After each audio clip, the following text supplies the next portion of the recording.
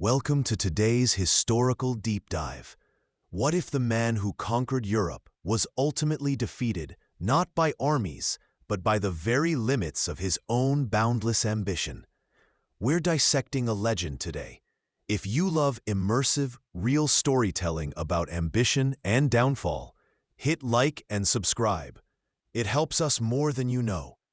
Drop a comment with your favorite Napoleon quote or the moment that shocked you most. Let's begin and change the way you think about history. You stand on the edge of the Niemen River. The date is June 1812. The sun beats down, raising dust from a landscape transformed by human will. Behind you, stretching back across the horizon like a glittering, restless sea, is the Grande Armée. It's a mosaic of nations, Frenchmen alongside Germans, Italians, Poles, Austrians, nearly 700,000 men, the largest army ever assembled on this continent. A human tide poised to wash over an empire. Before you lies the endless, mysterious expanse of Russia, a land shrouded in whispering forests and the chilling silence of distance. Napoleon, your emperor, is here, too. He's a small figure physically, perhaps, but radiating an almost terrifying confidence. He moves among his marshals, a human dynamo who seems to believe history itself bends to his will, like a malleable metal. He is convinced this is the final push, the decisive stroke that will break Tsar Alexander, force him to heel, and solidify French dominion over every corner of Europe.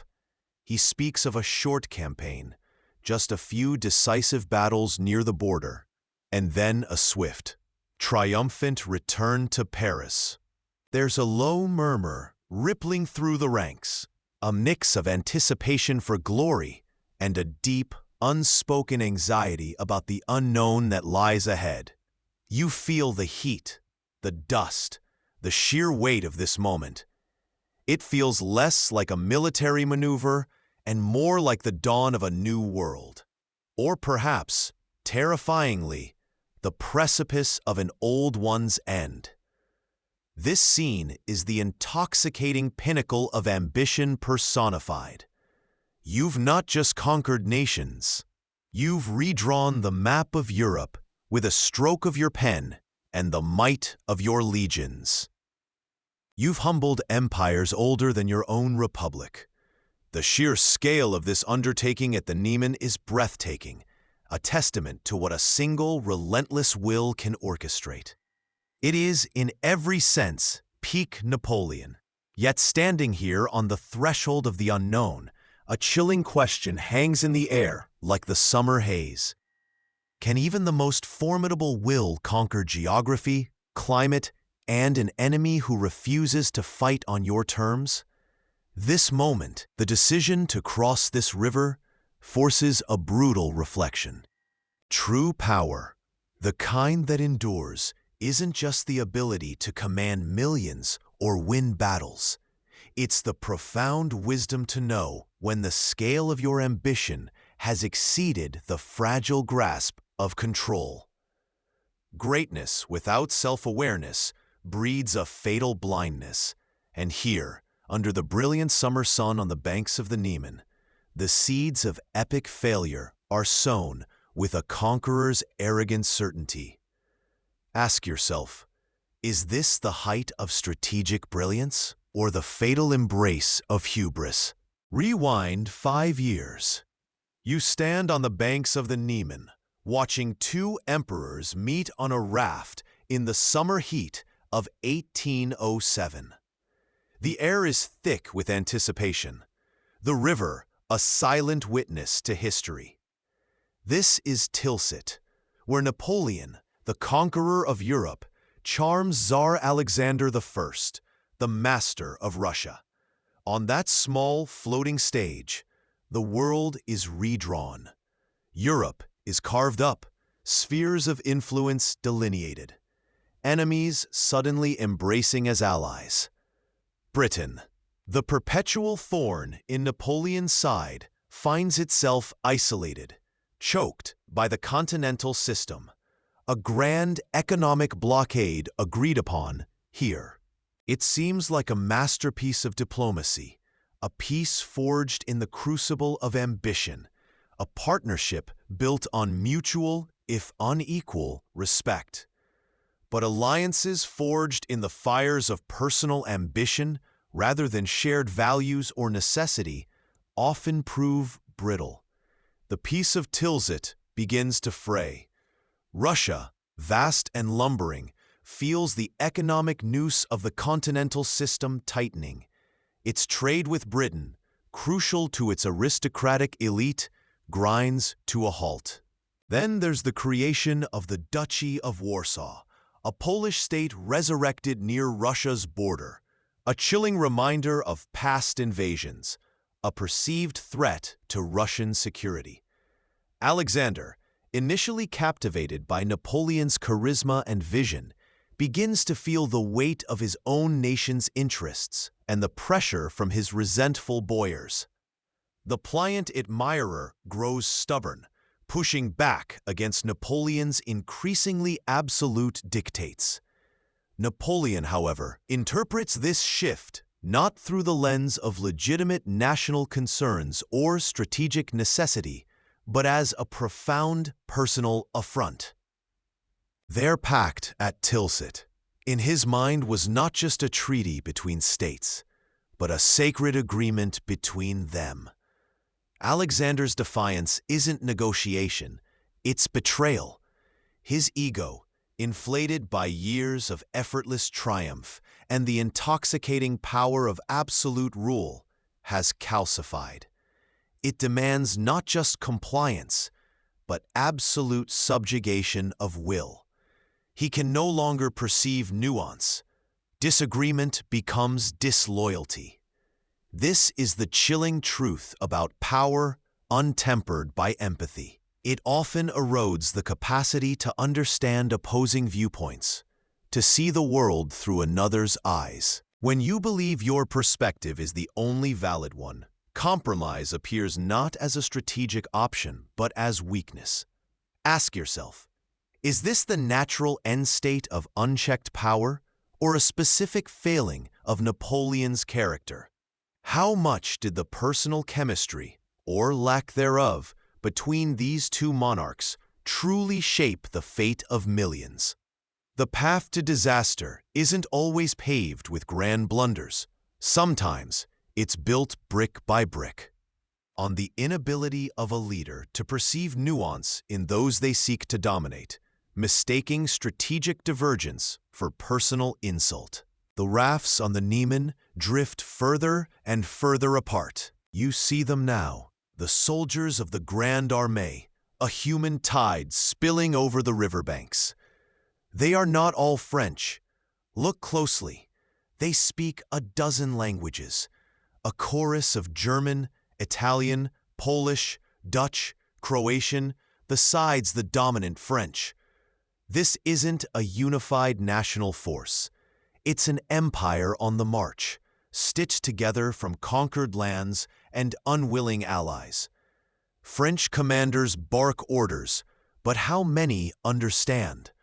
The communication lines, vital arteries of command, are clogged with linguistic static.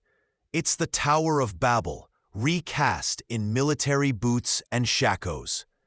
And the sheer scale is breathtaking, terrifying. Nearly 750,000 souls, including the doctors, the engineers, the bakers, the thousands of servants and support staff. 250,000 horses, each a demanding furnace needing fodder and care. The logistical challenge isn't just massive, it's unprecedented, perhaps even unimaginable for the era. Feeding, equipping, and moving this mobile city across vast, often barren or hostile terrain, wagons groan under impossible loads, stretching back for miles. A metal and wood serpent winding across the landscape. Yet these supplies, appearing endless, will prove woefully, tragically inadequate. Napoleon's genius, the very essence of his earlier triumphs, lay in blinding speed, in lightning marches, in concentrating overwhelming force onto a single decisive point. At Austerlitz, at Jena, the enemy was caught flat-footed, shattered before they could react. But this army, this monstrous creation of ambition, moves at a snail's pace. Its immense size, intended to overawe and crush, instead becomes a shackles, scattering its strength across hundreds of miles, making swift maneuver impossible. Here lies a fundamental, brutal lesson in leadership. Scale introduces complexity that doesn't just dilute raw power, it can actively negate it. A well-drilled, cohesive, smaller force, capable of rapid action and perfect communication, is often vastly more effective than a giant, disjointed leviathan. The insight is stark. Ambition that outstrips operational capacity, that fails to account for the messy, ground-level realities of logistics and human coordination, isn't grandeur. It's merely chaos, meticulously assembled and waiting for the fuse to be lit. True strength, you realize, isn't just in the terrifying numbers you command, but in cohesion, clarity of communication, and the practical, often mundane realities that grand strategic visions so easily overlook. Ask yourself, was this the pinnacle of power, or the first sign that he was building his own prison? Days turn into weeks, each sunrise mirroring the last on the endless horizon. You march east, deeper and deeper into Russia, a giant swallowing your Grand Army bite by slow, agonizing bite. The expected Russian stand, the decisive battle you crave, never materializes. They retreat, always retreat, pulling back like a vast, indifferent tide. You capture towns, yes, but they are often empty shells, stripped bare of food, fodder, even people. A scorched earth greeting that offers no quarter. The land itself becomes an enemy. It is vast, impossibly vast, swallowing armies whole. Roads are poor, turning to mud or dust depending on the brutal whims of July. Distances are immense, stretching lines of supply and communication to breaking point. Supplies, carefully stockpiled for a shorter conventional war, dwindle rapidly. The logistics, the unseen sinews of war you usually master, fray and snap. Horses die by the thousands, not from Cossack lances, but from lack of forage and sheer exhaustion. The engine of your mobile army seizing up under the strain. The crushing heat of early July gives way to drenching rains, turning the ground to a bog, soaking men and equipment alike. Dysentery and disease, born of poor sanitation, exhaustion, and starvation, spread through the ranks faster than any enemy sword. Men who could have faced down cannons wilt and die in their own filth. This relentless march into emptiness, this pursuit of a ghost army, offers a painful, brutal insight. An enemy who refuses to conform to your battle plan, who denies you the pitched battle where your genius shines, holds a powerful, almost mystical advantage. Napoleon was the undisputed master of the conventional field, the clash of armies on chosen ground. But Russia offered no such opportunity, only endless, unyielding space. This was not a test of tactical brilliance, but of logistical endurance and psychological resilience, qualities you had perhaps taken for granted in your rush to victory. The moral takeaway screams from the dying horses and feverish men. Innovation and adaptability are not just virtues, they are necessities for survival. Relying solely on past successes, expecting opponents to play by your rules, is a recipe for strategic paralysis. The greatest challenge might be facing an adversary whose apparent weakness Their willingness to endure boundless suffering and retreat into their own vastness is, in fact, their supreme strength. What would you have done, standing in his boots, watching the path to victory evaporate one empty village at a time? Was this patience, born of the belief the enemy must eventually stand and fight? Or the first insidious sign of hubris, unable to conceive that an opponent wouldn't engage on your terms? The army marches on, deeper into the void, each step a gamble against an enemy defined by absence. You push deeper into the vast, indifferent plains, the air thick with the acrid smell of smoke. What should have been a march through a conquered, supply-rich land is instead a journey through ashes and ruin. Every village you approach is a skeletal husk, timbers charred, roofs collapsed. Fields stand black and barren, crops burned to the ground. Wells, sources of life in this stark landscape, are often poisoned or deliberately filled in.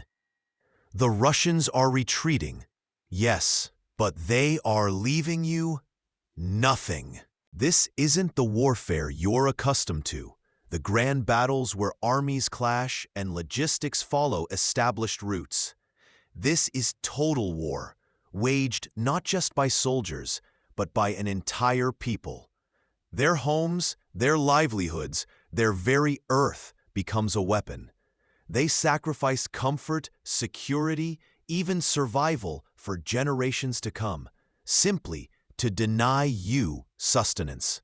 The stores you expected, grain for the horses, food for the men, fodder for the wagons, simply do not exist. You arrived with supplies carried on weary backs and in cumbersome wagons, but they are dwindling rapidly. The land, stripped bare, offers no reprieve, only dust, ashes, and the mocking silence of vast empty forests. It is a strategy born of desperation, yes, but also of an unyielding will. A determined populace fighting for the very survival of their homeland can turn their land itself into an insurmountable barrier.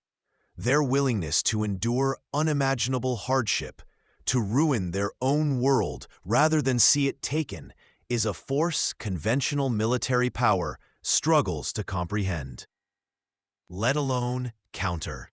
Napoleon, accustomed to nations that bent or broke after a battlefield defeat, now faces an enemy whose will is as stubborn and unyielding as the frozen earth they defend. He believed victory came from breaking armies. He is learning, too late, that true defeat comes when the spirit of a people refuses to be broken, even unto ruin. This wasn't just a tactical withdrawal. It was a declaration that Russia would rather immolate itself than submit. Ask yourself, what strength does even the mightiest army possess when confronted by an opponent willing to destroy everything to deny you victory? The dust of the long march chokes your lungs, coating your uniform, your very being. Weeks have blurred into a relentless trudge towards a horizon that always seems to recede. But now, there it is, Smolensk. Its ancient walls promise a stand, a decisive battle you crave to break this maddening retreat. The Russian army, under Barclay de Tolly, surely must defend this vital supply hub, this historic gateway. Anticipation tightens in your chest. This is where you will corner them. The battle is a brutal, grinding affair. Day melts into night, under a sky heavy with cannon smoke and the screams of dying men. Your troops throw themselves against the fortifications, a tidal wave of flesh and steel crashing against stone. It is a victory forged in blood and fire. By the time your soldiers finally pour into the city, You have taken Smolensk. But the triumph is hollow. The air is thick with the smell of burning timber. The city is a ruin, a smoldering husk. And the Russian army? They are gone. Like mist, they have slipped away again, torching Smolensk behind them, leaving you masters of ash and rubble. Thousands of your finest soldiers lie dead in the ditches and shattered streets, mirroring the losses of the enemy, who still denies you the decisive engagement. You stand amidst the ruins, the city you captured a monument to your costly effort. You have won the battle, yes, you hold the ground. But at what price? You are deeper in Russia, further from your supply lines, your army depleted, and the main enemy force remains intact, still retreating, still luring you deeper into their vast, unforgiving land. This is the insidious trap. You confused tactical success, taking the city, with strategic victory, destroying the enemy army. The flags are planted on conquered ground, but the objective has slipped through your fingers like water. Ask yourself, was this necessary? Was the immense cost of life and materiel truly worth controlling a burning ruin when the enemy you sought to eliminate remains a threat? This moment in Smolensk crystallizes a dangerous lesson for any leader. Victory is meaningless if it doesn't advance your ultimate cause. Sometimes the cost of winning a specific fight is higher than the price of restraint, of seeking a different path. Smolensk was not a stepping stone forward. It was a bloody, Pyrrhic step further into the abyss of Russia, driven perhaps by the need to win something, anything, after weeks of chasing shadows. It is the pride of conquest blinding you to the strategic reality. The road unwinds like an endless gray ribbon under a hostile sun. You march day after day, deeper into a land that seems to vanish the closer you get. The Grande Armée, your army, the Grande Armée follows, a diminishing tide pushing against an invisible shore.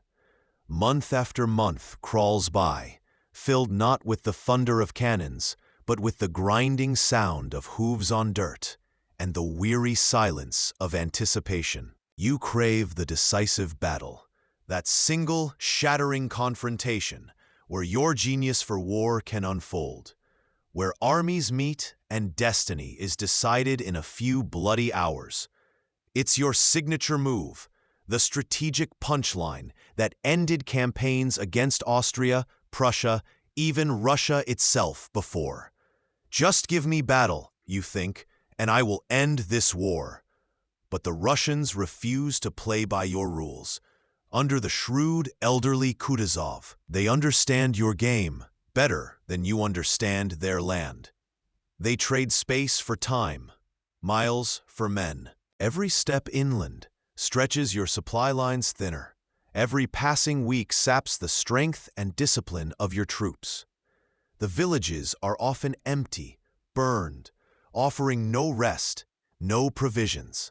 The landscape itself becomes a weapon, vast, indifferent, swallowing divisions whole, not with shot and shell, but with sheer, exhausting distance. This isn't the glorious, concentrated clash you mastered. It's a slow, agonizing drain. This endless pursuit, this waiting game, where your opponent simply runs, exposes a profound and tragic flaw. Your leadership has always hinged on bringing the enemy to battle on your terms, leveraging your unparalleled skill in that crucible. But when the enemy denies the crucible entirely, when reality refuses to conform to your strength, you struggle to adapt. You are the world's greatest lion tamer, but the lion simply walks away from the cage. Your genius is specialized, calibrated for the battlefield, and in its absence, that very specialization becomes a cage of your own making. It's a difficult truth. Effective leadership isn't just about perfecting one formidable strength, but about possessing the versatility to deploy different strengths, or even forge new ones, when the situation demands it. You are attempting to force reality to fit your strength, rather than adapting your strength to fit reality. This stubborn adherence to the strategy that brought you countless victories, the belief that this time too, they must eventually stand and fight, is not just inflexibility, it's the chilling whisper of hubris disguised as perseverance. Ask yourself, when does unwavering determination cross the line into blind, destructive stubbornness? What would you do if your perfect plan, the one built on your greatest strength, was suddenly, irrefutably irrelevant? Sometimes the greatest challenge isn't the battle itself, but realizing the battle you desperately need will never come. And in that waiting, the seeds of ruin take root. Finally, in early September, the long march west finds its brutal climax. You stand on the fields near Borodino, west of Moscow, a vast, undulating landscape stretching to the horizon, soon to become a canvas of unimaginable horror. The air crackles with anticipation. The sheer scale of the armies arrayed before you is breathtaking. This is the battle Napoleon has chased across the continent, the decisive confrontation he craved to force Russia to its knees.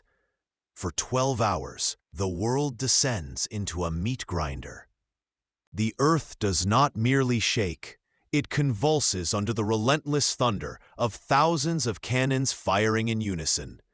Waves of infantry surge forward across fields already slick with dew, only to be met by impenetrable lines and devastating fire. Attack and counterattack become a dizzying, bloody ballet around fortified positions, the famous redoubts, defended with desperate courage. Artillery tears through ranks of men, cavalry charges break upon squares, and the desperate struggle for inches of blood-soaked ground defines the day. It is a battle of unprecedented savagery, a direct, head-on collision where strategic finesse yields to brutal attrition. By nightfall, the silence that falls over Borodino is the most horrifying sound imaginable. The battlefield is a charnel house, littered with the dead and wounded, of perhaps 70,000 souls, a city's population extinguished in a single day. The French hold the ground they fought so desperately for. It is, by the narrowest military definition, a victory.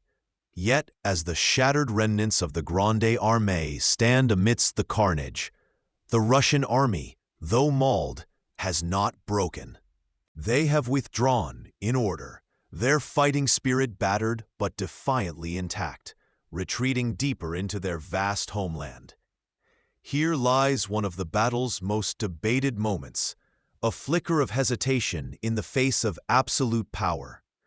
Napoleon, typically decisive, holds back his ultimate reserve, the vaunted Imperial Guard.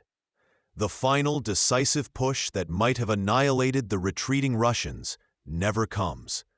Was it a moment of uncharacteristic caution, a recognition of the horrific cost already paid, or a desperate need to preserve the elite corps for future, unknown dangers? The question lingers, a shadow over the tactical win. Borodino stands as a chilling illustration of the human cost when strategic goals become untethered from reality. It's a battle where both sides could claim they won. The French held the field, the Russians preserved their army, but in truth, neither achieved their objective. Napoleon didn't destroy the enemy army, and Russia didn't stop the invasion. The profound insight buried beneath the corpses is stark. Some battles are so costly, so devastating, that even winning is a catastrophic, irreversible loss. Reflect on the ambition that fuels such conflict. Ambition, perhaps coupled with an unyielding ego, can drive leaders to commit atrocities of scale, convincing themselves that the horrific, undeniable cost in human lives is somehow justified by the necessity of the ultimate goal. Borodino is not just a historical battle. It is a monument to the futility of a victory that achieves nothing but mutual, devastating destruction. Ask yourself, faced with such a price, what would you have done? Would you have paid it? You march for a week after the brutal, bloody fields of Borodino. Moscow, the ancient, holy capital, the heart of the empire, is finally within reach. You approach, expecting the customary emissaries, the keys to the city, the grand surrender. This is the ultimate prize, the checkmate on the strategic board. But as you enter, a profound, unsettling silence greets you. This isn't the fanfare of victory. It's the hush of abandonment. Moscow stands before you, vast and beautiful, yet chillingly empty. It is a ghost city. The broad avenues are deserted, the grand palaces silent. Instead of welcoming crowds or dignitaries, you find only a scattering of peasants, some trapped citizens too infirm or stubborn to leave, and opportunist criminals lurking in the shadows. The strategic prize you envisioned, the capital held hostage for peace, is worthless when the enemy government has simply moved and its people have vanished into the landscape. You occupy the Kremlin, the iconic seat of power, but it feels less like a throne room and more like an empty stage set. The vastness of your conquest is mirrored by the vastness of the void. You have seized the symbol, but its power relies entirely on the enemy valuing it in the way you expected. The Tsar and his court are gone. The populace, the very leverage you hoped to hold, have fled, taking their will, their potential for resistance or submission with them. This is a victory unlike any other. You stand in the enemy's heartland, in their most sacred city, yet you hold nothing but empty buildings and echoing streets. The tangible has been conquered, but the intangible, the spirit of resistance, the refusal to yield, remains utterly free. It's a chilling lesson in strategic reality. Occupying space is not the same as conquering will. You can take the city, but you cannot take the soul of a nation determined not to be ruled by you. Ask yourself, in this moment of physical triumph over emptiness, was this the peak of strategic insight, understanding the nature of passive resistance, or the chilling realization of profound, irredeemable failure? What would you do, standing in Napoleon's boots, holding the shell of a city, while the enemy's true strength remained unbroken, just beyond the horizon? Moscow received you not with chains of surrender, but with the silent, crushing weight of its own absence. Days turn into an inferno. You step into Moscow, not as the triumphant emperor of a subdued capital, but into a city already beginning its own auto-da-fe. Fires erupt not randomly, but strategically, simultaneously across districts, like malevolent flowers blooming from a poisoned seed. The city's governor, Rostopchin, has orchestrated this macabre ballet, turning his own people's homes into the weapon of their salvation. It is a horrifying, absolute defiance. Wind, a cruel ally to the flames, whips through the largely wooden city. Structure after structure catches, the dry timber feeding the insatiable hunger. For days, Moscow becomes an inferno visible for miles, a monstrous beacon of destruction against the autumn sky. Smoke chokes the air, heat radiates outwards, and the constant roar of the fire is the only anthem of your victory. You stand and watch, impotent, from the Kremlin. The heart of your potential winter quarters, the vast stores of supplies you desperately needed to sustain your army through the brutal Russian cold, the very symbol of this hard-won conquest, all turning to ash before your eyes. This was supposed to be the prize, the leverage for peace.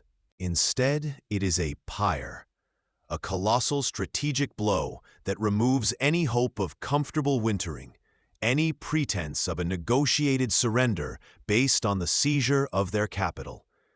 The sheer scale of the destruction is a horrifying testament to the enemy's will.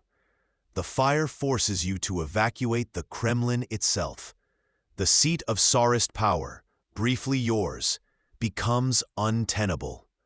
You escape through burning streets, the heat searing, the smoke blinding. It is a retreat from a city you just entered, a literal passage through the enemy's fiery embrace. The irony is a bitter taste in your mouth. You took their capital, and in return, they gave you a wasteland and drove you out with flames. This act of national self-immolation reveals a terrifying, almost incomprehensible strength in the Russian resistance, the willingness to destroy their own, to deny it to you. It shatters the conventional military logic you've mastered. You cannot break an opponent who considers destruction a viable, even necessary strategy. Their commitment to their cause, the defense of their homeland, the repulsion of the invader, transcends normal cost-benefit analysis. They value independence and defiance more than property, comfort, or even the immediate safety of their people. This is not a foe calculating tactical losses. This is a foe operating on a different plane of will, one that you, with all your strategic genius, failed to anticipate. It is a lesson etched in fire. True resilience isn't merely enduring hardship. It's actively choosing monumental sacrifice to thwart the oppressor, to deny the conqueror the fruits of his conquest. The burning of Moscow was the ultimate fiery rejection of your power, a defiant statement echoing through the smoke-filled ruins. You may take our city, but you will never truly take our will. It is a psychological wall built of flames and ruin, a barrier your armies cannot breach, a prelude to a winter you are now utterly unprepared for. Ask yourself, how do you fight an enemy willing to destroy everything they hold dear rather than yield it to you? What calculation can account for such absolute commitment? The fire subsides, leaving you in a city of ruins and smoldering embers, a victory scorched into defeat. Yet, you linger in Moscow for over a month. The grand design, the capture of the enemy capital meant to force terms, has failed. The Tsar, Alexander, refuses to acknowledge your presence, let alone negotiate. You send messages into the void, expecting a plea for peace that never comes. Days bleed into weeks. In the damaged halls that serve as your temporary headquarters, you draft decrees for Paris, as if ruling from the gilded comfort of the Tuileries Palace. You issue instructions on theaters, on the Comédie Française, on matters utterly detached from the grim, freezing reality surrounding the Grande Armée. It is a bizarre theater of normalcy, staged in a theater of war's devastation. You seem paralyzed, unable, or perhaps unwilling to accept that your colossal gamble has failed, that the Tsar will not bend, that holding this ruined city is utterly meaningless. This delay, this stubborn, baffling inertia, exposes a profound, catastrophic failure of leadership. The primary objective is lost, the strategic premise shattered. New realities demand a radical, immediate change in plan. Retreat. But your ego, vast as the empire you command, prevents you from acknowledging this crushing defeat. It shackles you to the ruins, hoping against hope for a diplomatic miracle that will salvage pride. The insight, sharp and painful. The most dangerous moment for a leader isn't always the charge into battle, but the quiet aftermath of a major setback, when pride prevents them from cutting their losses and pivoting. Precious weeks slip away like sand through a frozen fist. Autumn turns its back, yielding to a harsh early winter that bites with a vengeance. The supply lines, already stretched impossibly thin, begin to snap in the cold. The horses, essential for cavalry and transport, start to die in alarming numbers. Reflection. Delusion is a deadly parasite on ambition. It whispers lies to the leader who cannot bear the truth. Clinging to a failed strategy, holding on to a ruined city because admitting error is too painful, is a sure, swift path to catastrophe. Those weeks wasted in Moscow, spent waiting for a phantom peace treaty, sealed the Grande Armée's fate more certainly than any enemy army ever could. The opportunity for an orderly, difficult but perhaps survivable retreat vanishes with the sun over the snow-dusted horizon. What would you have done, trapped in the ashes of your grandest plan, knowing the world was watching, waiting for you to blink? Would you have swallowed your pride and run? Or stayed, frozen by the sheer weight of expected infallibility? Finally, in mid-October, the word is given. You are Napoleon, standing in Moscow's shadow, and you order the retreat. It feels less like a strategic withdrawal and more like admitting defeat, a bitter pill. Your initial thought is to head south, through richer, untouched lands, bypassing the desolation you created on the advance. It's the logical choice, the kinder path for your army, a route offering supplies and respite. But history rarely offers the easy way out. At a small town called Maloyaroslavets, that southern door is slammed shut. A fierce battle erupts, a chaotic, brutal affair far exceeding the town's strategic value. The Russians, desperate to protect the fertile southern provinces, fight with savage determination. They will not allow you safe passage. The town becomes a meat grinder, changing hands repeatedly throughout a single horrifying day. Stone buildings crumble, wood catches fire, and street fighting dissolves into desperate hand-to-hand combat among the ruins. The air chokes with smoke and the cries of the wounded. You arrive the next morning to survey the scene.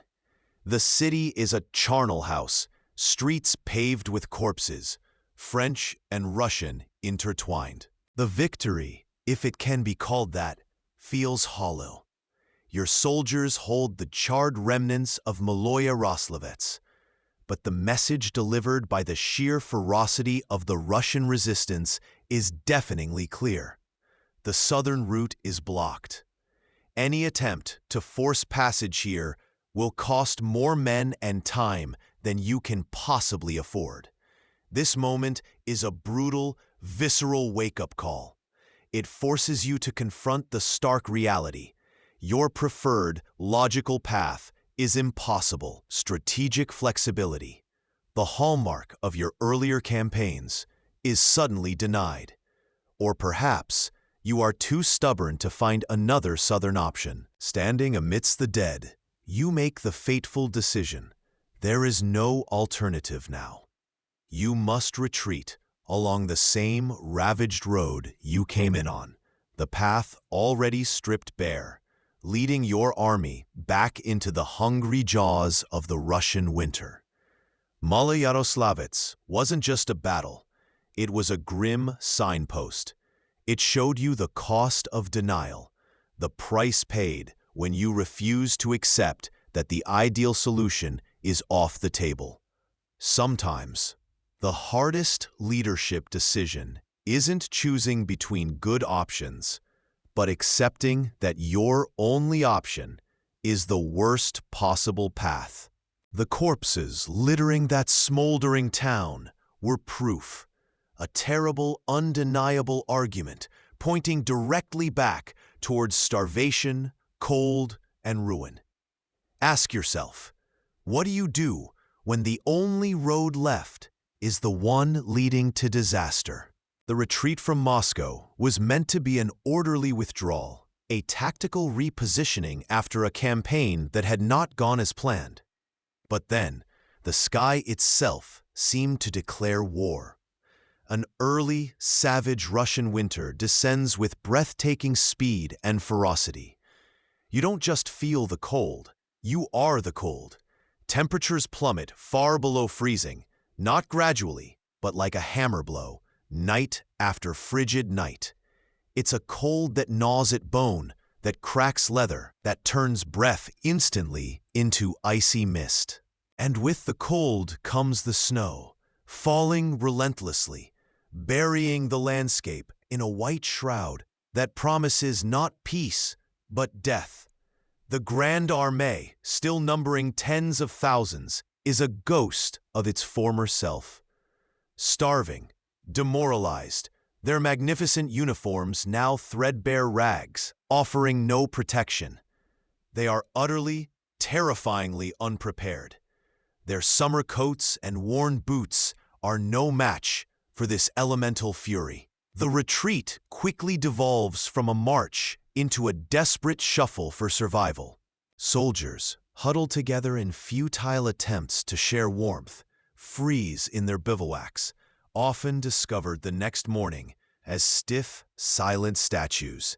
Horses, the engines of the army, slip and die on the glassy, ice-slicked roads, their carcasses a grim marker of the path. Cannons, the pride of the artillery, and wagons, piled high with supplies that are now useless or simply unreachable, are abandoned, monuments to a shattered ambition. Discipline, the bedrock of Napoleon's military success, evaporates like mist in the harsh sunlight that occasionally breaks through the clouds. Rank means little when survival is the only currency. Officers beg alongside privates for scraps of food. The Grande Armée becomes a long, winding column of misery, a river of suffering flowing through a frozen wasteland. And ever-present, nipping at the flanks, are the Cossack raiders, phantom horsemen emerging from the white landscape to pick off the weak, the stragglers, the desperate. This is where the limits of human endurance meet the absolute indifference of nature. It's a brutal, undeniable truth laid bare on the frozen plains. Even the most brilliant military strategist, the man who redrew the map of Europe with sheer willpower and tactical genius, is ultimately at the mercy of forces entirely beyond their control. Climate, disease, and the simple, brutal reality of exhaustion. It's tragically ironic. The emperor who commanded nations found himself utterly helpless against the silent command of winter. Grand plans, strategic brilliance, the logistics of moving hundreds of thousands of men, all of it means nothing when confronted by the brutal realities of the environment and the basic, fundamental needs of your people: warmth, food, shelter. The frozen landscape offers a stark, unforgiving moral lesson etched in ice and snow. Neglecting fundamental care for those you lead, prioritizing grand strategy or personal glory over their basic survival, results not merely in defeat, but in utter, catastrophic collapse. Ask yourself, was it overconfidence, the belief that his will could command even the seasons, that led to this? Or a gamble that simply failed against unforeseen circumstances. What would you have done, standing on that frozen road, watching your empire dissolve into snowflakes and suffering? The retreat from Moscow wasn't just a military defeat. It was a profound, chilling lesson in the limits of power against the raw, elemental forces of the world. The thin veneer of order cracks, then shatters entirely. The gnawing, relentless ache of hunger becomes a physical storm inside every soldier, drowning out the echoes of patriotic anthems and strategic commands. You watch men, once comrades sharing scarce rations, now glare with the primal suspicion of cornered beasts. Discipline, the iron backbone of the Grande Armée, dissolves into the biting wind and endless snow. Reports, whispered first, like ghost stories around dying fires, begin to circulate, then harden into horrifying reality. Not just stealing, not just fighting over frozen horseflesh, but darker, unspeakable acts driven by sheer, animalistic desperation. Cannibalism. The word itself freezes the blood more effectively than the Russian winter. Men turn on men, not with bayonets in battle, but with the raw need to survive at any cost. The bonds forged in victory at Austerlitz or Jena snap under the weight of this ultimate failure.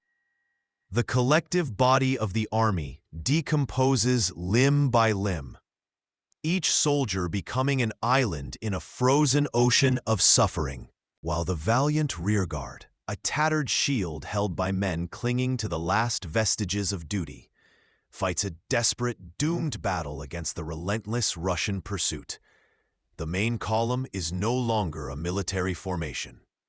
It is a ragged, stumbling current of individual survival, a river of misery flowing back towards a home that seems impossibly far away.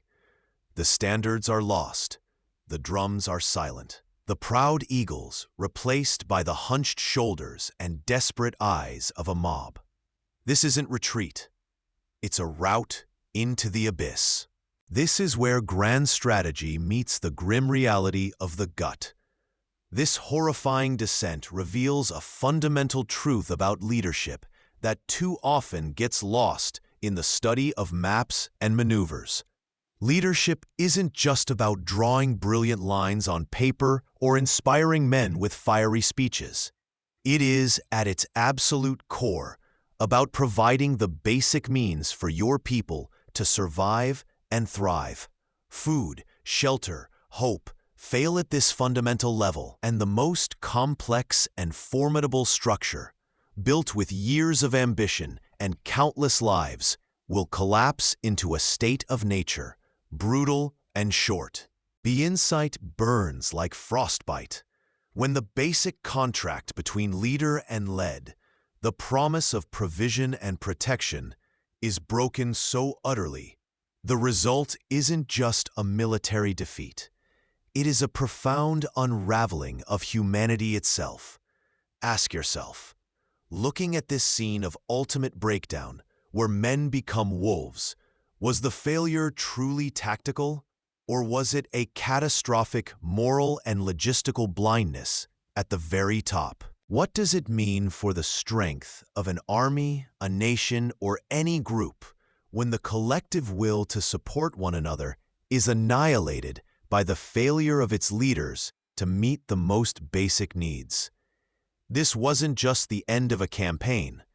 It was a descent into a chaos that exposed the fragile nature of civilization itself when the foundational elements of survival are stripped away. The army stumbles towards the Berezina. This isn't a river. It's the final boss fight, a gray, half-frozen monster blocking the path home. It's late November, brutally cold, and the ice is a cruel joke, too thin to walk on, too thick to sail through easily. From the east, from the north, Russian forces are converging like wolves, sensing a dying prey. This is the trap, the bottleneck Napoleon's strategic miscalculations have led them to. You can taste the dread in the air, thick with the scent of wood smoke and desperation. Yet, here, in the absolute nadir of the campaign, where the grandeur of empire has dissolved into frozen rags and hollow eyes, you witness a flickering, terrible flame of human will. The pontooniers, the bridge builders, step forward. These aren't generals or marshals making grand pronouncements. They are engineers and the soldiers, tasked with the impossible. They work naked in the soul-numbing water, chunks of ice scraping their skin, battling hypothermia and the crushing urgency. Their breath turns instantly to frost in the frigid air as they wrestle heavy timbers into place. These fragile structures, two of them, are the army's only hope of survival. For 3 days, the remnants pour onto the bridges. It is a scene ripped from nightmares. Artillery shells rain down, tearing through the packed masses. The bridges groan and sway, threatening to collapse under the weight of thousands. Panic erupts alongside staggering bravery. Soldiers help civilians. Officers sacrifice themselves to hold back the crush, while others trample over the fallen in a primal scramble for safety. You see the vacant stares of men who have seen too much, women clutching frozen bundles, carts overturned, horses screaming. Thousands fall through the ice, are crushed in the press, or simply left behind when the order finally comes to burn the bridges, severing the last link for those still on the eastern bank. A grim, fiery punctuation mark on unimaginable suffering. This passage across the Berezina is a brutal ledger of ambition versus human cost. Napoleon is miles away, shielded from the direct carnage, issuing orders. The true cost is paid here, in the freezing water, on the collapsing wood, in the screams of the abandoned. It is tragically ironic. The empire built on swift, decisive action is now held captive by a half-frozen river, and its salvation depends on the elemental courage of men performing the most basic, horrific task. It reveals a stark truth. Even in the face of overwhelming failure, orchestrated by a leader, acts of profound self-sacrifice and ingenuity can emerge from the ranks. The Berezina is where the abstract concept of retreat becomes terrifyingly, brutally real. Ask yourself, what level of strategic error can justify such a horrifying, agonizing price paid by those you command? What kind of courage does it take to step, naked, into that freezing river, knowing you might not survive? The remnants of the Grande Armée huddle against the biting wind, a ragged, frozen spectacle. The Berezina crossing was a hellscape, but surviving it only delivered them into a white, endless purgatory. Thousands still stumble through the snow, leaving trails of blood and despair. Supplies are non-existent. Hope is a forgotten luxury. This is the wreckage of an empire's grandest ambition, a landscape of human suffering etched in ice. And here, amidst the dying embers of his campaign, Napoleon makes a decision that will forever stain his image and rattle the foundations of loyalty. He doesn't make a final stand with the rear guard. He doesn't share the last crust of bread or the inadequate warmth of a campfire with the freezing grenadiers. Instead, in the dead of night, a fast sleigh is prepared. A few loyal men, Berthier, Caulaincourt, Daru, are quietly summoned. Incognito, under assumed names, The emperor prepares to depart this frozen hellscape, racing west. His stated reason is impeccably logical. From the perspective of preserving the state and his own power within it, news has reached him of the Malay coup attempt in Paris, a breathtakingly audacious, though failed, plot that nearly toppled his regime by simply announcing his death. The heart of the empire is vulnerable to political turmoil. A new army must be raised, and quickly, to defend France and quell any further internal threats. Only he, Napoleon, possesses the authority, the administrative genius, and the sheer force of will required to conjure hundreds of thousands of new soldiers from the depleted population of France and its allies. He must race back to shore up his throne, to defend the state he built.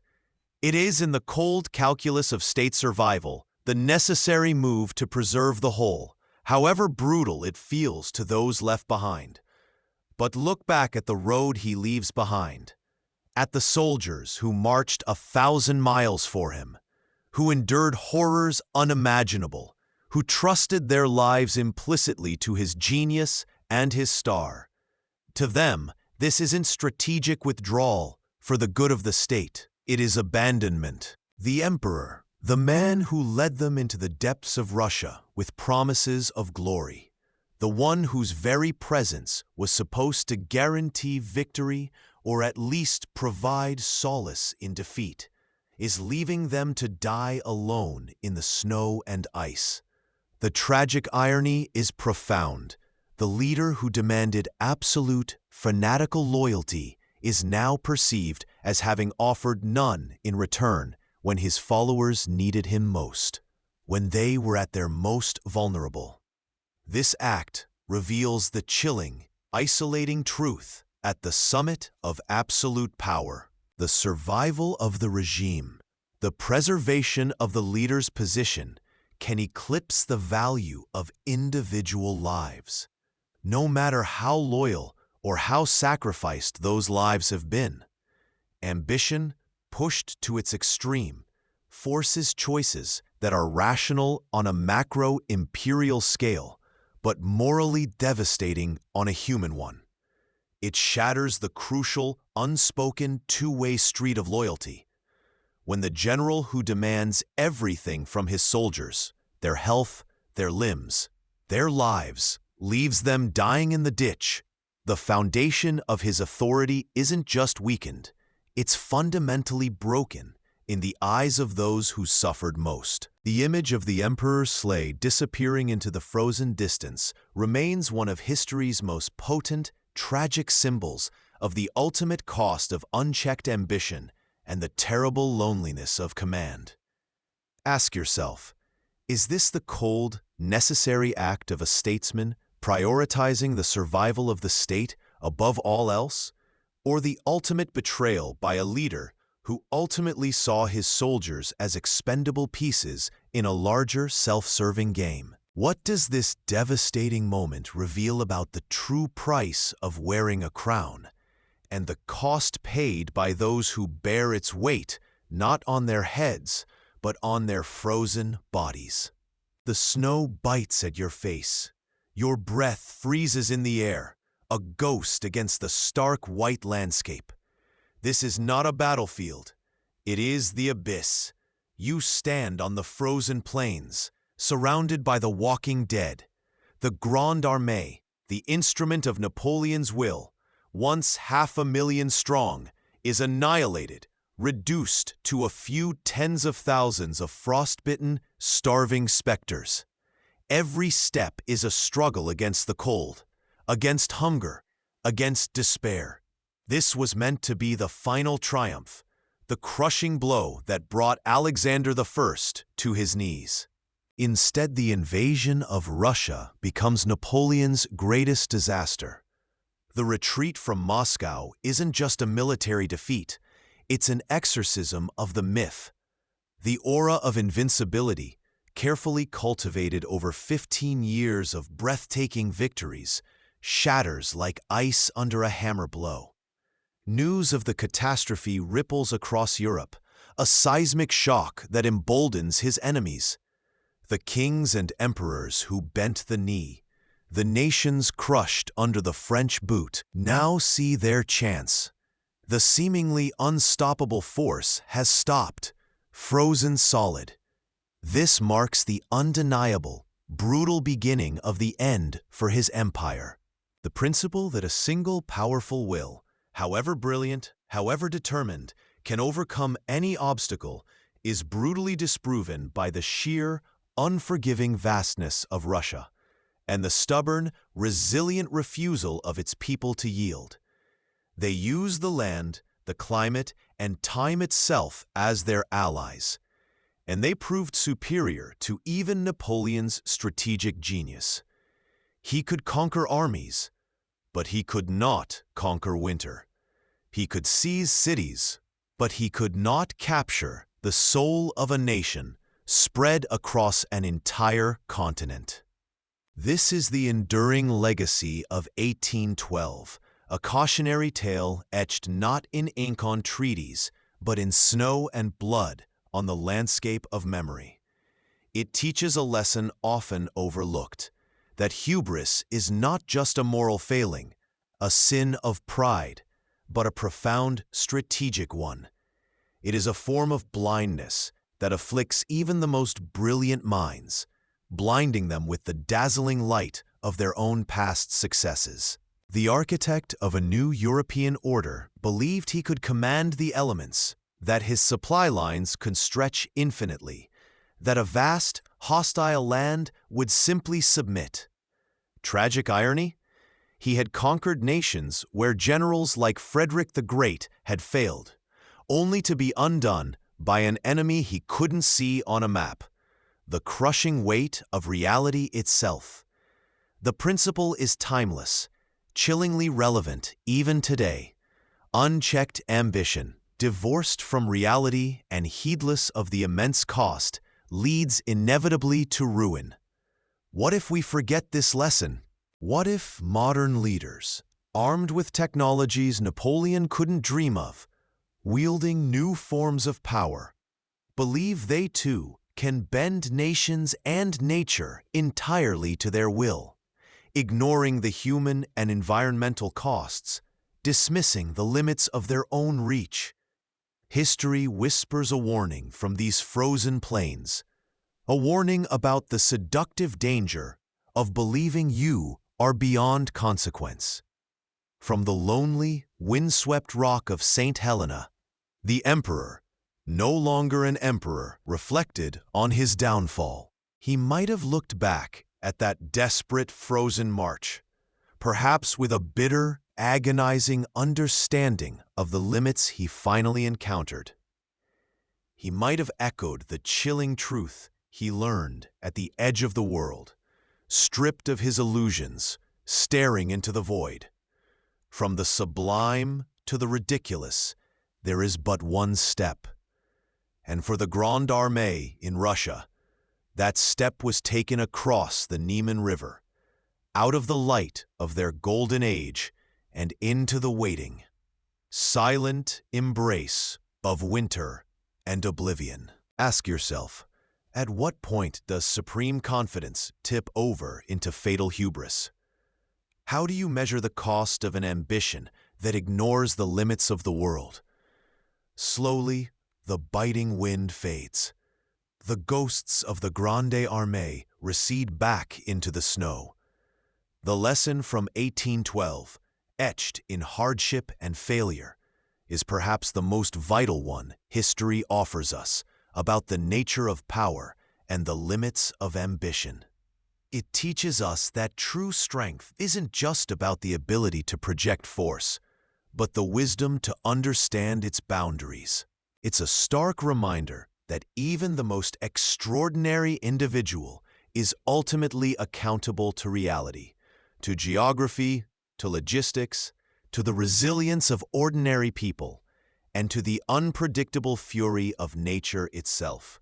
Studying Napoleon's downfall in Russia honestly, without glorifying the conquest or dismissing the suffering, offers profound wisdom. It forces us to confront uncomfortable truths about the intoxicating effect of power and the ease with which success can breed a fatal overconfidence. It's a mirror reflecting the dangers of believing one's own myth. We learn that sometimes the greatest enemy isn't across the battlefield, but the voice within that whispers, "You cannot fail." Reflect on the immense, almost godlike ambition that led Napoleon to Moscow, and the desperate, broken figure who fled back to Paris. His legacy is not just one of conquest and reform, but also a profound meditation on the limits of human will when confronted by the indifferent power of the world and the stubborn spirit of those who defend their homes. In the end, it wasn't just the Russian generals or the Cossack cavalry that defeated him. It was believing he could ignore the fundamental truths of reality.